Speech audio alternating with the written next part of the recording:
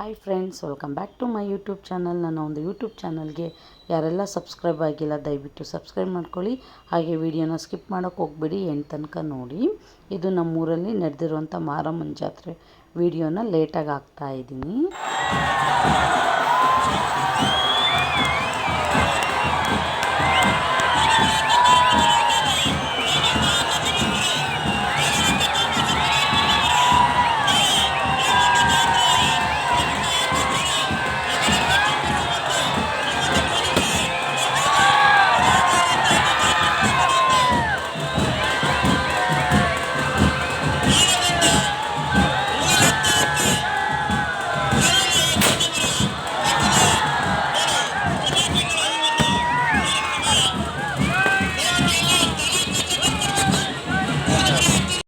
ಇದು ನಮ್ಮ ಮನೆಯಲ್ಲಿ ಪೂಜೆ ಮಾಡಿರೋ ಅಂಥದ್ದು.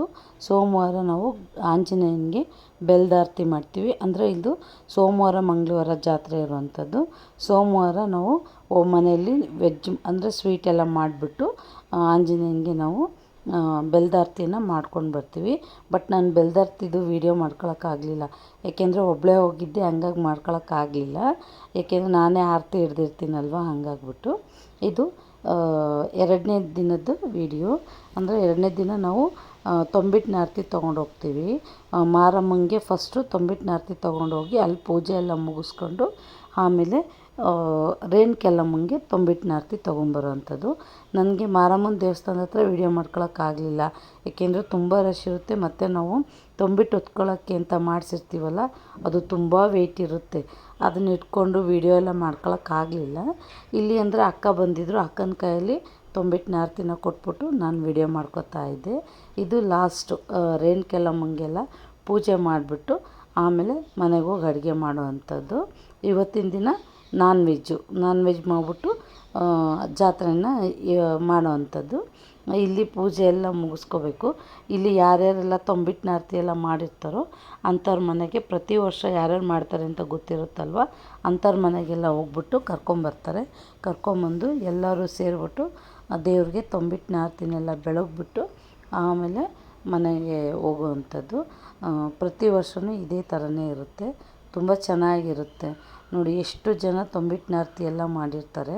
ಪ್ರತಿ ಮನೆಯಲ್ಲೂ ಪ್ರತಿಯೊಬ್ಬರೂ ಅವ್ರವ್ರ ಮನೆಗೆಲ್ಲ ರಿಲೇಷನ್ಸ್ ಎಲ್ಲ ಬಂದಿರ್ತಾರೆ, ಮಕ್ಕಳೆಲ್ಲ ಬಂದಿರ್ತಾರೆ. ಚೆನ್ನಾಗಿರುತ್ತೆ ಜಾತ್ರೆ. ಪ್ರತಿ ಸಾರಿನೂ ನಾವು ಮನೇಲಿ ಮಾಡ್ತಾಯಿದ್ದೀವಿ. ಚೆನ್ನಾಗಿ ಖುಷಿ ಅನಿಸುತ್ತೆ, ಎಲ್ಲರೂ ಬಂದು ಸೇರಿಕೊಂಡು ಮಾಡ್ತೀವಿ ಹಬ್ಬನ. ಹಂಗಾಗ್ಬಿಟ್ಟು ಇದು ಅಕ್ಕ ತೊಂಬಿಟ್ಟಿನ ಆರತಿ ಹೊತ್ಕೊಂಡಿದ್ರು, ಹಂಗಾಗ್ಬಿಟ್ಟು ನಾನು ವೀಡಿಯೋ ಮಾಡ್ಕೊಳಕ್ಕೆ ಸಾಧ್ಯ ಆಯಿತು. ಅಕ್ಕನೂ ಬಂದಿದ್ರಲ್ಲ, ಅಕ್ಕ ದೇವಸ್ಥಾನದ ಹತ್ರ ಬಂದರು, ಹಂಗಾಗಿ ಅವ್ರ ಕೈಯಲ್ಲಿ ಕೊಟ್ಬಿಟ್ಟು ನಾನು ವೀಡಿಯೋ ಮಾಡಿಕೊಂಡೆ. ಇವಾಗ ದೇವಸ್ಥಾನದೊಳಗಡೆ ಬಂದ್ವಿ. ದೇವಸ್ಥಾನದೊಳಗಡೆ 3 ಪ್ರದಕ್ಷಿಣೆ ಹಾಕಿಸ್ಬಿಟ್ಟು ಆಮೇಲೆ ತೊಂಬಿಟ್ಟಿನ ಆರತಿ ಏನು ನಾವು ತೊಗೊಂಡೋಗಿರ್ತೀವೋ ಅದನ್ನು ದೇವರಿಗೆ ಆರತಿ ಬೆಳಗ್ಬಿಟ್ಟು ಅದರಲ್ಲಿ ಒಂದು ಮಿರಿಕೆ ನಾವು ತೊಂಬಿಟ್ಟು ಮಾಡಿಟ್ಟಿರ್ತೀವಿ, ಅದನ್ನು ದೇವರಿಗೆ ಅಂತ ತೊಗೊತಾರೆ. ಇದು ಪೂಜೆ ಯಾವಾಗಲೂ ಹಿಂಗೆ ಮಾಡೋ ಅಂಥದ್ದು. ಅಂದರೆ ಪೂಜೆನೂ ಮಾಡಿಸ್ಕೊಂಡು ಹೋಗ್ಬೋದು, ಹಣ್ಣು ಕಾಯಿ ಎಲ್ಲ ತಂದುಬಿಟ್ಟು ಪೂಜೆ ಮಾಡಿಸ್ಕೊಂಡು ಹೋಗೋರು ಹೋಗ್ತಾರೆ. ಇಲ್ಲ ಅಂದರೆ ಹಾಗೆಯೇ ತೊಂಬಿಟ್ಟಿನ ಆರತಿ ಬೆಳೆಸ್ಕೊಂಬಿಟ್ಟು ಇನ್ನೊಂದು ದಿನ ಬಂದ್ಬಿಟ್ಟು ಪೂಜೆನಾದರೂ ಮಾಡಿಸ್ಕೊಂಡು ಹೋಗ್ಬೋದು. ತುಂಬ ರಶ್ ಇರುತ್ತಲ್ವ, ಹಂಗಾಗಿ ನಾನು ತೊಂಬಿಟ್ಟಿನ ಆರತಿ ಮಾತ್ರ ಮಾಡ್ಕೊಂಬಿಟ್ಟು ಬರ್ತೀನಿ. ಇನ್ನೊಂದು ದಿನ ಹೋಗ್ಬಿಟ್ಟು ಪೂಜೆ ಎಲ್ಲ ಮಾಡಿಸ್ಕೊಂಡು ಬಂದ್ರಾಯ್ತು ಅಂತ. ಏಕೆಂದರೆ ತುಂಬ ರಶ್ ಇರುತ್ತಲ್ವ, ಮಕ್ಕಳು ಬೇರೆ ಬಂದಿರ್ತಾರಲ್ವ, ಹಂಗಾಗ್ಬಿಟ್ಟು ನಾನು ಹಂಗೆ ಹೋಗ್ಬಿಡ್ತೀನಿ.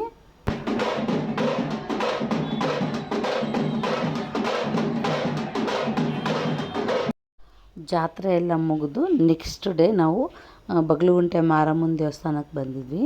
ನಾವು ಪ್ರತಿ ವರ್ಷವೂ ಬರ್ತೀವಿ, ಏಕೆಂದರೆ ಅಲ್ಲಿ ಕೆಂಡ ತುಳಿದಿರ್ತಾರೆ, ಅಲ್ಲಿಗೆ ನಾವು ಅರಳು ಹಾಕ್ತೀವಿ. ಹಂಗಾಗಿ ಪ್ರತಿ ವರ್ಷ ಬಂದು ಹಾಕ್ಬಿಟ್ಟು ಹೋಗ್ತೀವಿ. ನಾವು ಬಂದಿನ ಸ್ವಲ್ಪ ರಶ್ ಕಮ್ಮಿ ಇತ್ತು. ನಾನು ಜಾತ್ರೆ ಎಲ್ಲ ಆಗಿ 2ನೇ ದಿನಕ್ಕೆ ಬಂದಿದ್ದು, ಏಕೆಂದರೆ ಮನೇಲೂ ರಿಲೇಷನ್ಸ್ ಎಲ್ಲ ಇರ್ತಾರಲ್ವ, ಹಂಗಾಗಿ ಬರೋಕ್ಕಾಗಿರಲಿಲ್ಲ. ಜಾತ್ರೆ ಮುಗಿದು ಒಂದು 2 ಡೇಸ್ ಆಗಿತ್ತು, ಆವಾಗ ಬಂದ್ವಿ. ಇಲ್ಲಿ ಒಂದು ಜಾತ್ರೆ 1 ವಾರ ಫುಲ್ ಇರುತ್ತೆ. ಇದು ದೀಪಾವಳಿ ಹಬ್ಬದ ಟೈಮಲ್ಲಿ ಬರೋದ್ರಿಂದ ಆ ಜಾತ್ರೆನೂ ಆಗಿ ಹಬ್ಬನೂ ಆದಮೇಲೆ ಅವರು ಜಾತ್ರೆ ಎಲ್ಲ ಮುಗಿಯುತ್ತೆ. ಬಟ್ 1 ವಾರ ಫುಲ್ ಇರುತ್ತೆ. ಇದು ಈ ಥರನೇ ರಶ್ಶು ಇರುತ್ತೆ, ಈ ಥರ ಗೇಮ್ಸ್ ಎಲ್ಲ ಇರುತ್ತೆ.